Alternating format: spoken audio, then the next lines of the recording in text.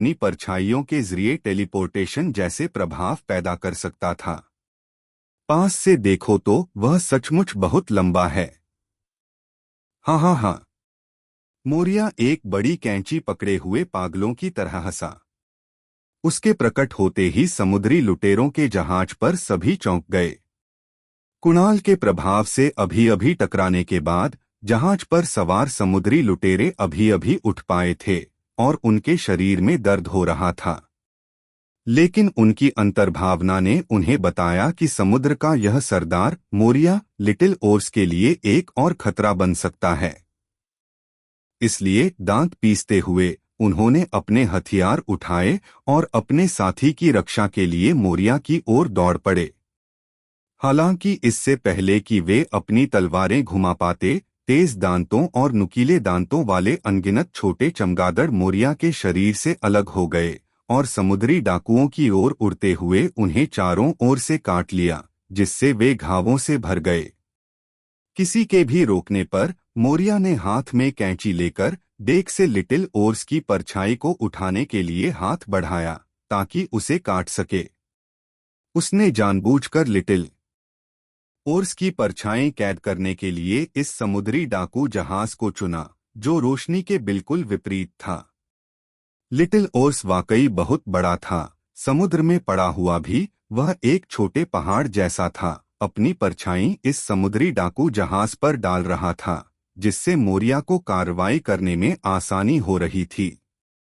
हालांकि ठीक उसी समय एक ऊंची आवाज अचानक गूंजी, मैं तुम्हें लिटिल ओर्स को नुकसान नहीं पहुंचाने दूंगा। उस आवाज के साथ एक धधकती सफेद लौ आग की एक लंबी पूंछ के साथ एडवार द्वीप की चट्टान से दूर से मोरिया की स्थिति की ओर बढ़ी। आग मुट्ठी। धधकती हुई सफेद लपटें उल्का की तरह आकाश में फैल गईं।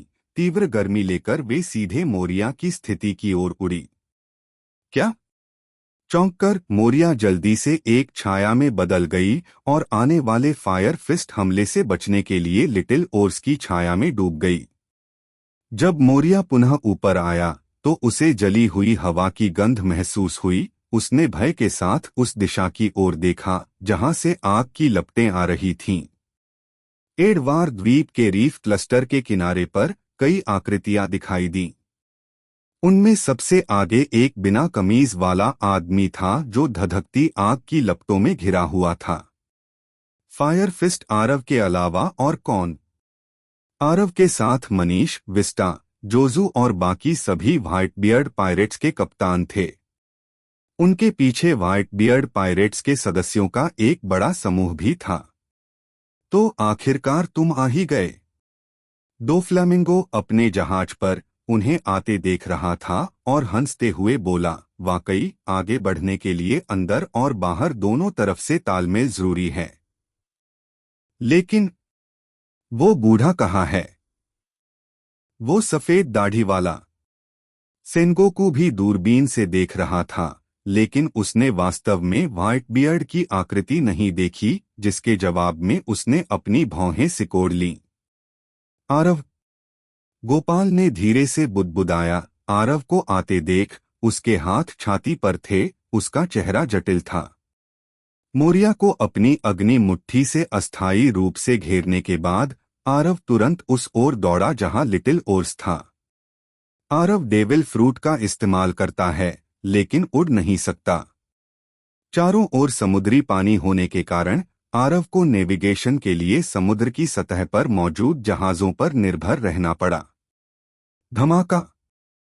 आग की लपटों से घिरे आरव ने छलांग लगाई और एक मरीन युद्धपोत के डेक पर जा गिरा। यह व्हाइट बियर्ड पायरेट्स का सेकंड डिवीजन कैप्टन है। इसे मार गिराओ। इस युद्धपोत का कमांडर एक मरीन रियर एडमिरल था। आरव को अपने जहाज पर उतरते देखकर उसने तुरंत चिल्लाकर मरीन सैनिकों को अपने हथियारों के साथ आरव पर हमला करने के लिए उकसाया। हालांकि आरव ने उनसे कोई बातचीत नहीं की। उसने एक और छलांग लगाई, युद्धपोत छोड़ दिया और सबसे नजदीकी समुद्री डाकू जहाज पर कूद गया। बाकी लोगों ने आरव का अनुसरण किया। डेविल फ्रूट के उपयोगकर्ता होने के कारण जो उड़ नहीं सकते थे, वे पैर जमाने के लिए जहाजों पर चढ़ गए। व्हाइट बियर्ड पायरेट्स के मुख्यालय के ये समुद्री डाकू असाधारण रूप से बलवान थे और उनकी शारीरिक क्षमताओं को कम करके नहीं आंका जा सकता था। ओर्स, रुको, मैं तुम्हें बचाने आ रहा हूं। आरव जोर से चिल्लाया और आगे बढ़ा। उसने ओर्स को पानी में पड़ा देखा। आरव, आरव। आरव की आवाज सुनकर ओर्स ने खुद को समुद्र से बचाने की कोशिश की और अपना सिर आरव की ओर घुमाया। धिक्कार है। मोरिया निराश हो गया। ओर्स का शरीर अविश्वसनीय रूप से मजबूत था और उसे मारने के लिए काफी जोर लगाना पड़ेगा। मोरिया पहले ओर्स की परछाई काटकर उसे वश में करना चाहता था और फिर उसे मारना चाहता था, क्योंकि जिनकी परछाई हट जाती हैं वे कुछ देर के लिए बेहोश हो जाते हैं, जिससे वे असहाय हो जाते हैं। मोरिया ने इस तरह ऊर्जा बचाने की योजना बनाई थी। हालांकि आरव के अचानक हस्तक्षेप ने उसकी योजना को विफल कर दिया। टुकड़े टुकड़े चमगादड़। मोरिया ने अपना हाथ हिलाया और अनगिनत काले चमगादड़ आरव की ओर दौड़े, चिल्लाते हुए, मुझे परेशान मत करो। हालांकि जब आरव हवा में उछला और उसने चमगादड़ों को आते देखा तो उसने तेजी से अपना हाथ हिलाया, जिससे पंखे के आकार की एक लौ निकली जिसने चमगादड़ों को घेर लिया। ची ची ची। चमगादड़ आग की लपटों में चीख रहे थे। उनकी आकृतियां एक एक करके गायब हो रही थीं। हालांकि वे आग की लपटों से जले नहीं, बल्कि बस गायब हो गए। ठीक है, यह बच्चा आग का इस्तेमाल करता है। मोरिया को अचानक एहसास हुआ। उसकी छाया फल क्षमता आरव की लपटों से दब जाएगी। लपटें जलते समय प्रकाश उत्सर्जित करती हैं और मोरिया के चमगादड़ उसकी क्षमता की उपज होने के कारण वास्तविक जीव नहीं बल्कि परछाइयां थीं। प्रकाश पाते ही वे स्वाभाविक रूप से लुप्त हो जाते थे। दुर्भाग्यवश इस समय समुद्री डाकू जहाज पर मौजूद समुद्री डाकुओं ने मोरिया द्वारा पहले बुलाए गए चमगादड़ों को झटककर गुस्से में मोरिया पर अपने हथियार तान दिए। धिक्कार है, बदकिस्मती। हालात अपने पक्ष में न होते देख मोरिया के पास पीछे हटने के अलावा कोई चारा नहीं बचा। वह वापस साये में बदल गया और डेक से गायब हो गया और फिर अपने जहाज पर वापस आ गया। हम इसे संभाल नहीं सकते। दो फ्लेमिंगो ने उस समय उसका मजाक उड़ाया जब वह दोबारा सामने आया। इस बीच आरव उस जहाज पर पहुंच गया जहां लिटिल ओर्स था। वह डेक पर खड़ा होकर उत्सुकता से लिटिल ओर्स को पुकार रहा था। संघर्ष करते हुए लिटिल ओर्स फिर से खड़ा होने में कामयाब रहा। उसने मूर्खतापूर्ण तरीके से अपना सिर खुजलाया और आरव की ओर मुस्कुराते हुए कहा, आरव, क्या तुम लोग ठीक हो? आरव और little ores white beard pirates में घनिष्ठ मित्र थे। यही कारण था कि आरव लिटिल ओर्स के आते ही उसे देखने के लिए दौड़ पड़ा था। लिटिल ओर्स की मूर्खतापूर्ण मुस्कान के बावजूद आरव गुस्से में था, क्योंकि उसने अपनी छाती में लगे घाव को देखा था। उसने सिर घुमाकर उस जहाज की तरफ देखा जहां मोरिया था।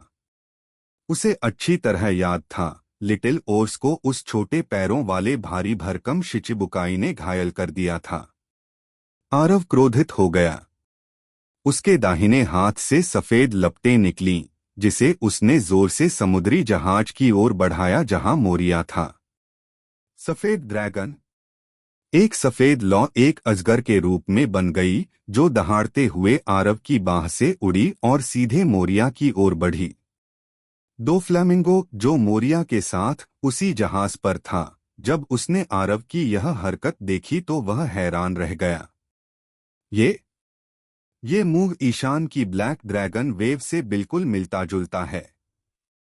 फर्क बस इतना है कि ईशान की लपटें काली हैं, जबकि आरव की लपटें सफेद हैं। सफेद ज्वाला वाले अजगर को आते देख दो फ्लेमिंगो अपने होंठ चाटने से खुद को रोक नहीं पाया।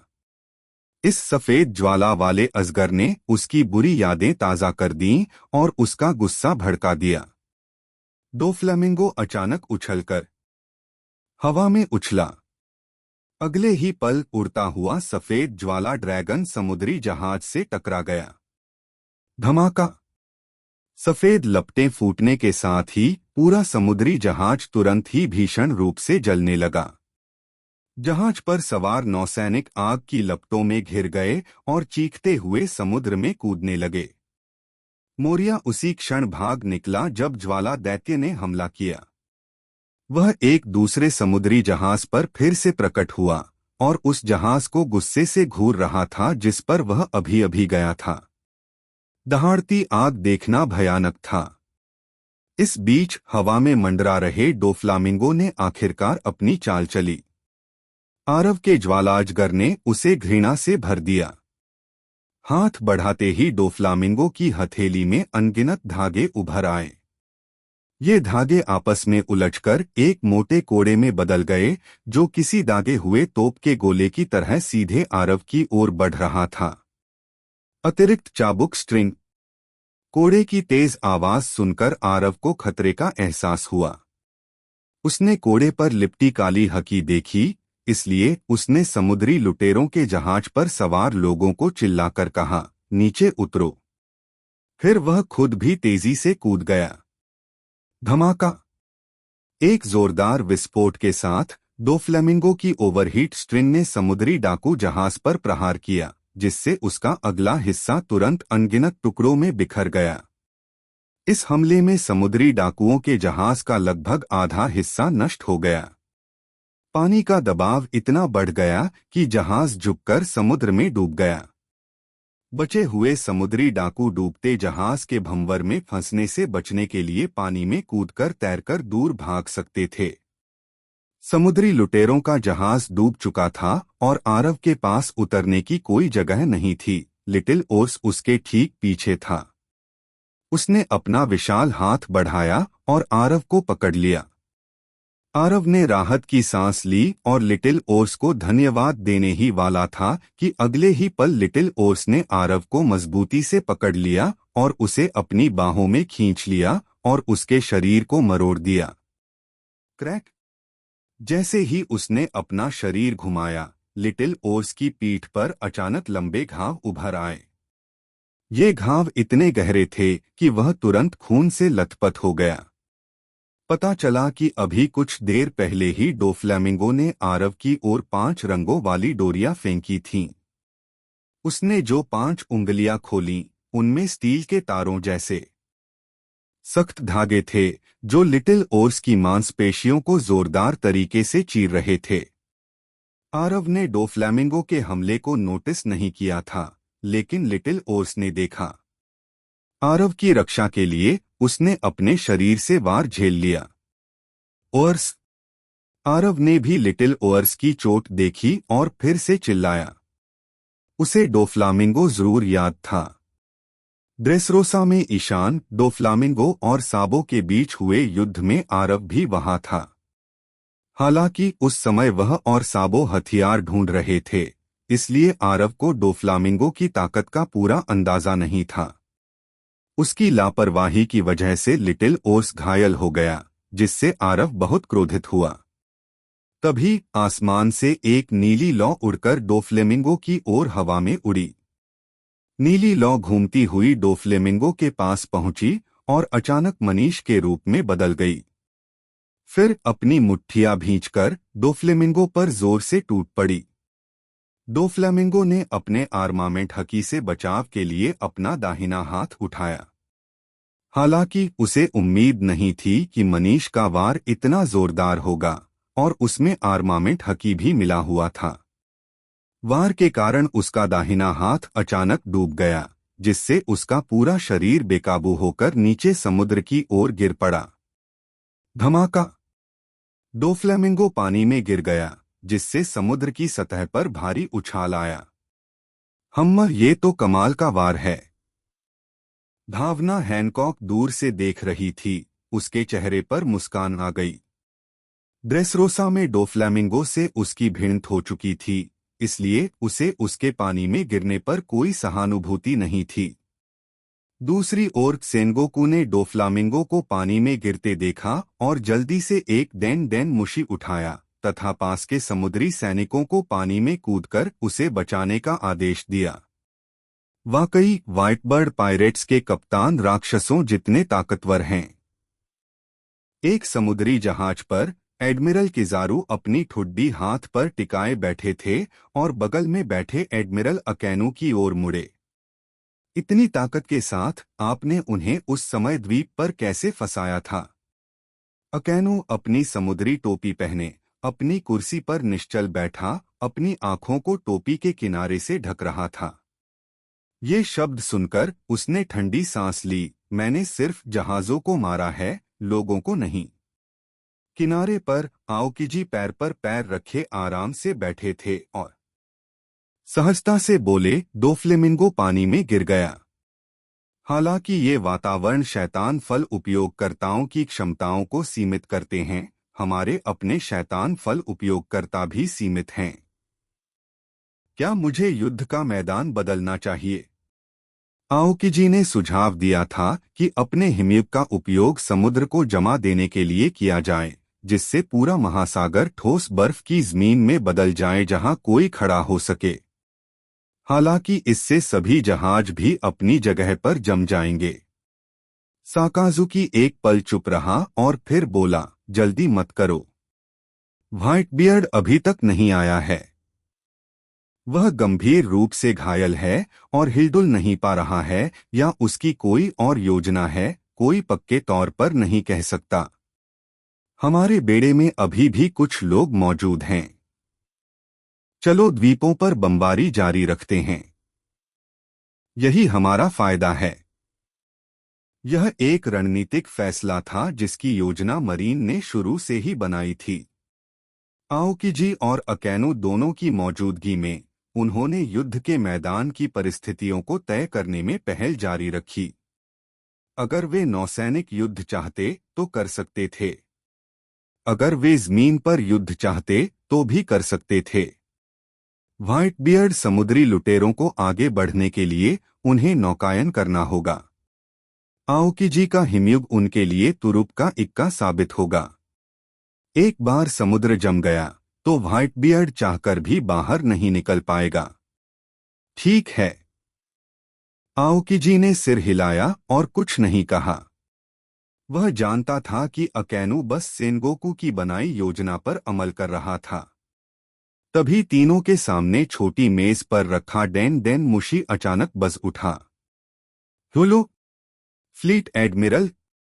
किजारू ने जल्दी से रिसीवर उठाया और पूछा, आपको क्या आदेश हैं?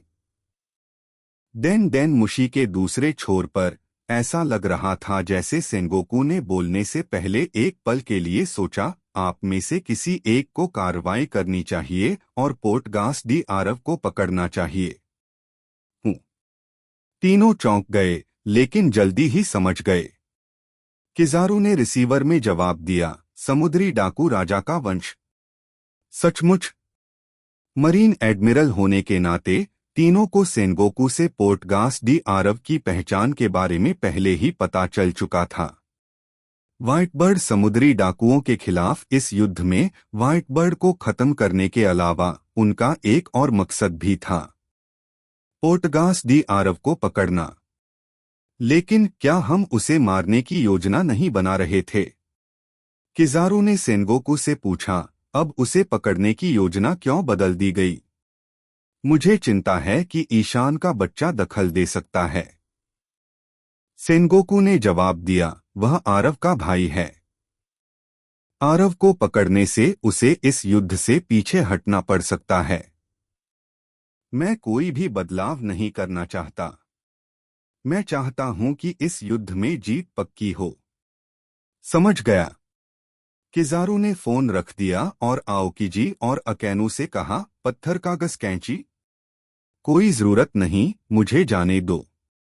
आओकिजी खड़े हुए और बोले, चूंकि हम उसे पकड़ ही रहे हैं, इसलिए जितनी जल्दी हो सके उतना अच्छा है। किजारू और अकैनू ने एक दूसरे की तरफ देखा, लेकिन कुछ नहीं बोले। आओकी ने भी उनके जवाब का इंतजार नहीं किया। एक छलांग में वह युद्धपोत से उतर चुका था। आओकी की क्षमता बर्फ थी, जबकि आरव की क्षमता आग थी। तार्किक रूप से आरव की क्षमता आओकी की क्षमता का प्रतिकार करती।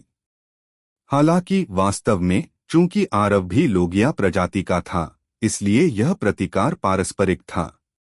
जैसा कि आओकी ने कहा था, जितनी जल्दी पकड़ा जाए उतना अच्छा है।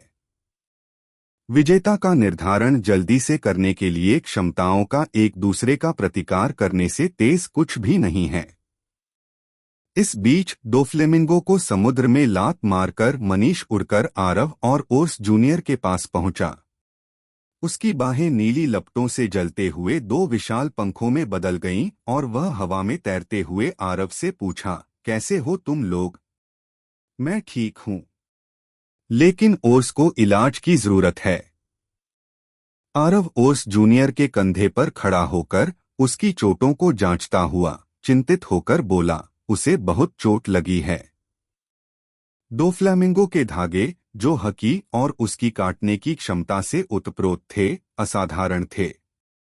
ओर्स जूनियर भाग्यशाली था कि उसे काटा नहीं गया, लेकिन उस समय उसकी पीठ पर घाव उसके कंधे से लेकर कमर तक फैला हुआ था और भयानक लग रहा था।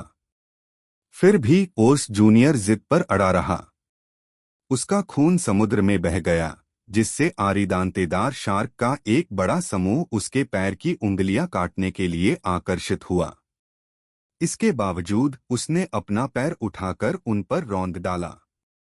उसे इस तरह देखकर ऐसा लग रहा था कि वह अभी भी लड़ना चाहता है। जहाज का डॉक्टर इस समय द्वीप पर ओयाजी की देखभाल कर रहा है। मनीष बोला, क्या बात है? मैं जोजू को बुलाता हूं कि वह ओर्स को वापस ले आए। नहीं, ओर्स जूनियर ने दृढ़ता से कहा, मैं वापस नहीं जा रहा। मुझे अभी ओयाजी के लिए रास्ता साफ करना है। बेवकूफ, आरव चिल्लाए बिना नहीं रह सका। इसी गति से ओर्स, तुम खून से लथपथ हो जाओगे। जब तक मैं ओयाजी को बचा सकता हूं, चाहे मैं मर भी जाऊं, यह इसके लायक है। ओर्स जूनियर ने जोर देकर कहा, आरव, तुम अच्छे आदमी हो, बस अपनी लपटों से खून बहना बंद करके मेरी मदद करो। तुम। आरव के पास कहने के लिए शब्द नहीं थे। ओर्स जूनियर के शब्दों से वह भावुक तो था, लेकिन क्रोधित भी था। हाँ हाँ आरव, जैसा वो कहता है वैसा ही करो। मनीष हंसा और बोला, यह लड़का बहुत जिद्दी है। ठीक है, बस सहन करो।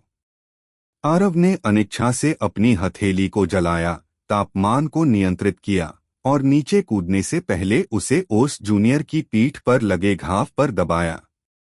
जैसे ही उसकी हथेली ओर्स जूनियर के घाव पर फिरी, घाव तुरंत झुलस गया और जम गया। हालांकि ओर्स जूनियर को असहनीय दर्द हुआ, यहाँ तक कि वह भी दर्द से चीखने से खुद को नहीं रोक सका। ओर्स जूनियर की पीठ पर कुल 4 घाव थे, जिनमें मोरिया के शैडो भाले से लगा एक घाव भी शामिल था। जब आरव ने लपटों से खून बहना बंद किया, तो वह पसीने से लथपथ हो गया और पूरी तरह थका हुआ लग रहा था।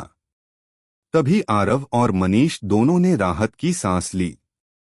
लेकिन इससे पहले कि वे पूरी तरह से शांत हो पाते, उन्होंने अचानक अपने दाहिनी ओर समुद्र की सतह पर एक आकृति खड़ी देखी। कुजान मरीन कोट पहने, समुद्र पर खड़ा होकर अपने पैरों के नीचे तैरती बर्फ का एक टुकड़ा बना रहा था। वह दरअसल पहले ही पहुंच गया था, लेकिन ओर्स जूनियर का इलाज करते हुए उसने आरव को परेशान नहीं किया। अभी अभी जब तीनों ने उसे देखा, तब तक वह आलस से बोला, कैसा है? क्या वह ठीक है? यह कुजान है। मनीष का दिल बैठ गया। लगता है किसी एडमिरल को बाहर आने का आदेश दिया गया है। बिना ज्यादा सोचे समझे मनीष ने पहल की और कुजान की ओर दौड़े तथा उसे एक किक मारी। हालांकि कुजान ने अपना हाथ बढ़ाया और अपने सामने एक मोटी ठोस बर्फ की ढाल बना ली। मनीष के लात से ढाल टूट जाने के बाद कुजान ने अपना सिर पीछे झुका लिया और मनीष के वार से बच निकला। वाकई बहुत शक्तिशाली, कुजान ने प्रशंसा की, फिर अचानक हाथ बढ़ाकर मनीष का टखना पकड़ने की कोशिश की। अच्छा नहीं, मनीष ने आश्चर्य से प्रतिक्रिया व्यक्त की, जल्दी से अपने शरीर को घुमाया और अपने पैर को नीचे दबाया, जिससे कुजान की पकड़ छूट गई। आरव की लपटों के विपरीत मनीष की लपटें तेज जलती हुई प्रतीत होती थीं, लेकिन उनमें वास्तविक ऊष्मा नहीं थी। यह एक अनोखी तरह की लपट थी। इसके अलावा उसका फीनिक्स डेविल फ्रूट मूलतः जोआन प्रकार का डेविल फ्रूट था। इसका एक भौतिक रूप था। अगर कुजान उसे पकड़ लेता तो वह तुरंत बर्फ में समा जाता और उसकी लपटें कुजान की बर्फ को पिघला नहीं पाती। मनीष ने मौका पाकर अपने पंख फड़फड़ाए और पीछे हट गया। कुजान ने पीछा करना जारी नहीं रखा, बल्कि अपना सिर खुजाते हुए मनीष से कहा, मनीष फीनिक्स, बेहतर होगा कि तुम एक तरफ हट जाओ। मैं फायर फिस्ट आरव के लिए आया हूं। ऐसे में तो मैं हटूंगा ही नहीं। मनीष आरव के सामने खड़ा होकर मुस्कुराया। क्या यह सचमुच बुद्धिमानी है? कुजान ने युद्धक्षेत्र के बाएं किनारे की ओर इशारा करते हुए भौहें चढ़ाई। जैसे ही उसने यह कहा, तोपों की गगनभेदी बौछार फिर से शुरू हो गई। मनीष और आरव ने मुड़कर देखा तो मरीन बेड़ा फिर से द्वीपों पर बमबारी कर रहा था। व्हाइट बियर्ड समुद्री डाकुओं के हमले के साथ मरीन संरचना मोटे तौर पर 3 भागों में बंट गई। एक भाग बाईं ओर था, जहां मरीन जहाज उन समुद्री डाकुओं से भिड़ रहे थे जो पहले ही दिखाई दे चुके थे। दूसरा हिस्सा वह था जहां आरव और बाकी लोग मौजूद थे। समुद्री जहाज समुद्र तल से समुद्री डाकुओं द्वारा घात लगाए बैठे थे और इस समय युद्ध में उलझे हुए थे। आखिरी हिस्सा बीच में मरीन फॉर्मेशन के केंद्र में फंसा हुआ था, जहां एडमिरल सेनगोकू और 3 मरीन एडमिरल थे। वे युद्ध का निर्देशन और समन्वय कर रहे थे। जैसा कि पहले बताया गया है, मरीन के पास अभी भी जहाज थे, इसलिए उन्होंने द्वीप समूह पर बमबारी फिर से शुरू कर दी। व्हाइट बियर्ड के न दिखने पर वह किसी द्वीप पर छिपा होगा। अगर मरीन की तोपें लगातार सभी द्वीपों पर गोलाबारी करती रहीं, तो वे उसे जरूर खदेड़ सकते थे। मरीन्स को फिर से बमबारी करते देख आरव और मनीष चिंतित हो गए। ओर्स जूनियर ने गुस्से में अपनी हथेली उठाई और कुजान की तरफ थप्पड़ मारा। हालांकि एक जोरदार धमाके के साथ ओर्स जूनियर की हथेली कुजान से टकराई, जिससे उसका पूरा शरीर चकनाचूर हो गया। कुजान बर्फ में बदल गया। चाहे चकनाचूर हो जाए, कोई फर्क नहीं पड़ता। हालांकि ओर्स जूनियर को यह पता नहीं था। कुजान का शरीर टूटता देख वह झिझका।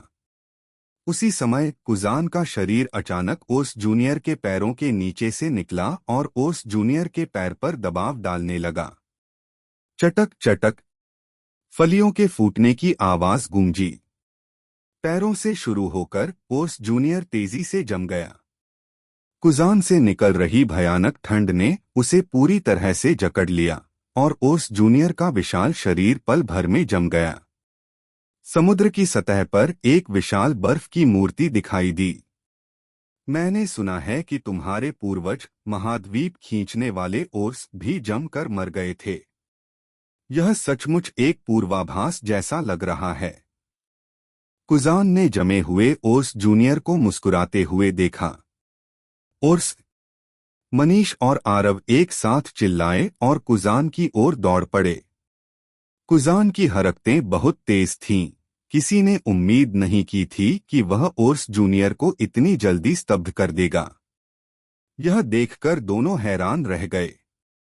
हालांकि जैसे ही वे गुस्से से पास आए, कुजान ने अपनी उंगली हिलाते हुए कहा, सावधान। अगर तुमने उसे मारा तो शायद तुम उसे बचा न पाओगे। इससे मनीष और आरव ने तुरंत ब्रेक लगा दिए और वहीं रुक गए। कुजान ओस जूनियर के पैरों के ठीक नीचे था। किसी की भी हिम्मत नहीं थी कि कुजान अचानक ओस जूनियर की बर्फ की मूर्ति पर वार करके उसे चकनाचूर न कर दे। क्या तुम मुझसे लड़ने वाले नहीं हो? आरव को एहसास हुआ और वह थोड़ा शांत हुआ और बोला, तो चलो मैं तुम्हारा प्रतिद्वंद्वी बनूंगा। आरव। मनीष ने आश्चर्य से उसकी ओर देखते हुए अपना सिर घुमाया। मनीष, ओस को वापस लाने का कोई रास्ता खोजो। आरव फुसफुसाया, मेरी आग उसे पिघला नहीं सकती। हमें उसे गर्म पानी से पिघलाने का कोई तरीका ढूंढना होगा, वरना वह मर जाएगा। मैं कुजान को रोक दूंगा, तुम ओस का ख्याल रखना। जाओ। ठीक है। मनीष को भी स्थिति का एहसास हो गया। दांत पीसते हुए उसने जल्दी से फैसला किया। सावधान। आरव ने कोई जवाब नहीं दिया, बल्कि कुजान से कहा, चलो लड़ते हैं, हम वहां जाएंगे। इसके साथ ही वह आगे की ओर छलांग लगाते हुए पास के एक जहाज के मलबे पर उतरा। कुजान ने भी कुछ नहीं कहा, वह शांतिपूर्वक समुद्र की सतह पर चलता रहा। कुजान के चले जाने के बाद मनीष जल्दी से ओस जूनियर के पास गया और उसे राहत मिली कि ओस जूनियर का जो हिस्सा पानी में डूबा था उसे कुजान ने जमाया नहीं था। इसका मतलब था कि वह उसे सुरक्षित रूप से ले जा सकता था। मनीष की ताकत को देखते हुए ओस जूनियर को अकेले ले जाना थोड़ा मुश्किल था। उसे जोजू की मदद लेनी थी। इसलिए उसने पास के समुद्री लुटेरों को ओस जूनियर की रक्षा करने और मरीन को उस पर हमला करने से रोकने का निर्देश दिया और फिर जल्दी से उड़ गया। इस बीच आरव कुछ देर तक बिना बोले कुजान के सामने खड़ा रहा। आखिर में कुजान ने अपना सिर खुजलाते हुए कहा, वह क्या झंझट है? आरव, वाइस एडमिरल गोपाल की मुझ पर की गई पिछली मेहरबानी को देखते हुए मैं तुमसे नहीं लड़ूंगा। आत्मसमर्पण कर दो। मुझे तुम्हें पकड़ना ही होगा। अपने दादाजी का नाम सुनकर आरव चौंक गया और पूछा, दादाजी? वह भी यहाँ हैं? कुजान ने सिर हिलाया, इस युद्ध में एक पक्ष का पतन निश्चित है। उसके लिए मुश्किल मत बनाओ। मैं उनसे बस माफी मांग सकता हूँ। आरव ने व्यंग्यात्मक मुस्कान के साथ सिर हिलाया, मैं कभी आज्ञाकारी बच्चा नहीं रहा। हो सकता है वो मुझे समझ जाए। चाहे मेरी जान ही क्यों न चली जाए, मैं अपने पापा को बचा लूंगा। तो ऐसा लगता है कि अब चर्चा करने के लिए और कुछ नहीं बचा है। कुजान ने आह भरी, एक आखिरी सवाल, ईशान कहाँ है? मुझे कैसे पता? आरव की बात पूरी होने से पहले ही उसके चेहरे पर एक अजीब सा भाव आ गया। फिर उसने अपनी टोपी उतारी, उसके अंदर एक पल के लिए हाथ डाला और एक छोटा सा कागज निकाला। उसकी हथेली में रखा कागज तुरंत हिलने लगा। विवर कार्ड। कुजान ने इसे तुरंत पहचान लिया और अचानक उसे एहसास हुआ कि यह ईशान का जीवन पत्र हो सकता है। आरव के हाथ में विवर कार्ड धीरे धीरे हिल रहा था, एक दिशा की ओर जो ईशान की लोकेशन बता रहा था। आरव ने कुछ देर तक उसे ध्यान से देखा, लेकिन उसे विवर कार्ड की गति अजीब लगी। ऐसा लग रहा था जैसे यह ऊपर की ओर इशारा कर रहा हो। उलझन में आरव ने ऊपर देखा और पाया कि एडवार द्वीप समूह के ऊपर एक विशाल बादल चुपचाप किसी बिंदु पर आ गया था। इसके अलावा यह बादल धीरे धीरे एक स्थिर गति से द्वीप समूह के केंद्र की ओर बढ़ रहा था। बादल को देखते ही आरव की आंखें चमक उठीं, उसे कुछ एहसास हुआ। इसी तरह कुजान ने भी ध्यान दिया कि जीवन पत्र किस ओर इशारा कर रहा था। आरव की नजरों का पीछा करते हुए उसकी धड़कनें तेज हो गईं। दुर्भाग्य से कुजान को ईशान के तैरते हुए द्वीप के बारे में पता नहीं था। हालांकि उसने बादल देखा, लेकिन वह उसका महत्व नहीं समझ पाया। हालांकि इससे कुजान को यह समझने में कोई दिक्कत नहीं हुई कि ईशान आ गया है। वह आरव की आंखों में देखकर गलत मतलब नहीं निकालेगा। यह तो बुरा हुआ। जब मरीन्स को पता चला कि ईशान ने इम्पेल डाउन जेल पर हमला कर जयदेव और क्रोकोडाइल को बचा लिया है, तो वे समझ गए कि ईशान इस युद्ध में अवश्य हस्तक्षेप करेगा। जयदेव को इस युद्ध का विरोध करने के कारण ही जेल में डाला गया था, इसलिए यह स्पष्ट था कि ईशान ने उसे क्यों बचाया था। व्हाइट बियर्ड पायरेट्स के साथ ईशान के घनिष्ठ संबंधों को देखते हुए यह समझना मुश्किल नहीं था। हालांकि मरीन को इस बात का अंदाजा नहीं था कि ईशान किस रूप में प्रकट होगा। वाइस एडमिरल गियोन द्वारा इम्पेल डाउन की लड़ाई के विवरण के अनुसार ईशान समुद्र तल से एक पनडुब्बी में सवार लोगों के साथ निकला था। वह पनडुब्बी हार्ट पायरेट्स के ट्राफल्गर डी वाटर लक्ष्य की होनी चाहिए। सबूतों से पता चलता है कि लक्ष्य ने ईशान के साथ मिलकर काम किया था, इसलिए मरीन ने स्वाभाविक रूप से एक पनडुब्बी का इस्तेमाल करके ईशान के समुद्र तल से संभावित रूप से प्रकट होने की तैयारी कर ली थी। हालांकि जब ईशान मरीनफोर्ड स्थित मरीन मुख्यालय से भागा तो उसने आर्क मैक्सिम नामक एक उड़ने वाले जहाज का इस्तेमाल किया। इस आधार पर ईशान इस आर्क का इस्तेमाल करके आकाश से भी प्रकट हो सकता है। पानी के नीचे से, आसमान से या यहां तक कि सतह से जहाज द्वारा पहुंचकर तीनों दिशाओं से हमला संभव था। मरीन को हर संभावना के लिए तैयार रहना था। मरीन की लड़ाकू ताकत को देखते हुए उन्हें एक सरदार के प्रति इतना सतर्क नहीं होना चाहिए था। फिर भी ईशान की प्रकट शक्ति मरीन को उसे बहुत गंभीरता से लेने के लिए पर्याप्त थी। ईशान के अलावा ड्रैगन हंटर्स पायरेट क्रू में एक उपकप्तान भी था जिसे राक्षस राघव चौहान के नाम से जाना जाता था। मरीनफोर्ड में उनके प्रवास के दौरान एक और लोगिया प्रकार का गोरो गोरो नो मी रंबल रंबल फ्रूट उपयोगकर्ता एनेल कहीं से प्रकट हुआ। इन तीनों को मरीन द्वारा ड्रैगन हंटर्स पायरेट क्रू के 3 राक्षस माना गया। मरीन द्वारा उनकी शक्तियों के आकलन के आधार पर उनका मानना था कि इन तीनों में मरीन एडमिरल्स से एक साथ लड़ने की क्षमता है। इम्पेल डाउन की घटनाओं के बाद जयदेव और क्रोकोडाइल 11 सुपरनोवास के 4 सदस्यों के साथ शामिल हुए हार्ट पायरेट्स के ट्राफल्गर डी वाटर लक्ष्य, मॉन्क पायरेट्स के उरूज, स्ट्रॉ हैट पायरेट्स के मंकी डी ललित और पायरेट हंटर रोरोनोआ जोरो। ये चारों नए खिलाड़ी हैं जिन पर 10 करोड़ से ज्यादा बेरीज का इनाम है और उनकी खूबियों को कम करके नहीं आंका जा सकता। इसके अलावा 2 ऐसे व्यक्ति हैं जिन्हें मरीन अनदेखा नहीं कर सकते, जोकर बंटी और ओकामा एम्पोरियो इवानको। एक पायरेट किंग के दल का पूर्व सदस्य है और दूसरा रिवॉल्यूशनरी आर्मी का एक वरिष्ठ अधिकारी है। दोनों को ईशान ने इम्पेल डाउन जेल से 150 से ज्यादा अन्य कैदियों के साथ बचाया था। ये सभी कुख्यात समुद्री डाकू हैं और इन पर कम से कम करोड़ों का इनाम है। ड्रैगन हंटर्स पायरेट दल की ताकत पर इस विस्तृत रिपोर्ट को पढ़कर विश्व सरकार के 5 बड़े सितारे भी भावुक हो गए। मरीन तो क्या, मरीन और व्हाइट बर्ड पायरेट्स के बीच युद्ध अभी भी अनिश्चित है, इसलिए यह अनुमान लगाना मुश्किल है कि आगे क्या होगा। अगर ईशान की सेनाएं अचानक हस्तक्षेप करती हैं तो वे युद्ध का संतुलन पल भर में बिगाड़ सकती हैं। एक एडमिरल होने के नाते कुजान सेनगोकू की युद्ध योजनाओं से अच्छी तरह वाकिफ था।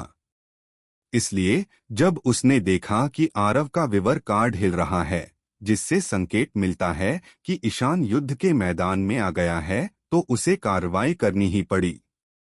कुजान के शरीर से अचानक एक ठंडी आभा निकली और वह क्रिस्टलीकृत होने लगा। उसके नीचे का समुद्र तेजी से जमने लगा और आश्चर्यजनक गति से बाहर की ओर फैलने लगा। अगले ही पल एक जोरदार कदम के साथ कुजान अपनी मूल स्थिति से गायब हो गया। आरव हक्का बक्का रह गया। इससे पहले कि वह कुछ समझ पाता, कुजान उसके पास आ पहुंचा। अपना बर्फीला दाहिना हाथ बढ़ाकर उसने आरव पर एकदम पास से एक बर्फीली गोली दाग दी। महान बर्फ गेंद। आरव ने सहज ही रोकने के लिए हाथ उठाया। लेकिन उसके शरीर से टकराते ही बर्फ का गोला तुरंत फैल गया और उसके पूरे शरीर को ढक लिया। वह बर्फ की एक विशाल क्रिस्टलीय संरचना में बदल गया, जिसने आरव को पूरी तरह से घेर लिया। हालांकि कुजान आमतौर पर आलसी दिखाई देता था, अक्सर अपनी आंखों पर मास्क लगाए रहता था और हिलना डुलना नहीं चाहता था, फिर भी यह निर्विवाद है कि वह मरीन के शीर्ष लड़ाकों में से एक है। अपनी शैतानी फल क्षमता के अलावा कुजान में जबरदस्त शारीरिक कौशल भी है। अभी अभी उसके हमले की गति इतनी तेज थी कि प्रतिक्रिया की कोई गुंजाइश ही नहीं बची। बर्फ के गोले में फंसने के बावजूद आग का उपयोग करने वाला आरव पूरी तरह से बर्फ से नहीं जमा। हाँ, आरव से आग की लपटें निकलने लगीं, जिससे बर्फ का गोला तेजी से पिघल गया और वह आजाद हो गया। चारों ओर धुंध फैल गई, जो तेज तापमान से वाष्पित हो रही थी। श्वेत ज्वाला शिरानुई। बर्फ के गोले से मुक्त होकर आरव ने तुरंत अपनी बाहें घुमाईं, जिससे कुजान की ओर दो सफेद लपटें निकलीं, प्रत्येक हाथ से एक।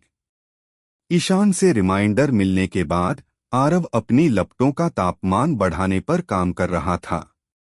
अब उसकी लपटें सफेद लपटों में बदल गई थीं और उसकी तकनीकों के नाम भी बदल गए थे। दो सफेद लपटें कुजान की ओर बढ़ी, लेकिन कुजान ने तेजी से अपने शरीर को घुमाया और अपने लंबे पैरों को आगे की ओर घुमाया, जिससे लगातार दो किक आगे की ओर लगीं।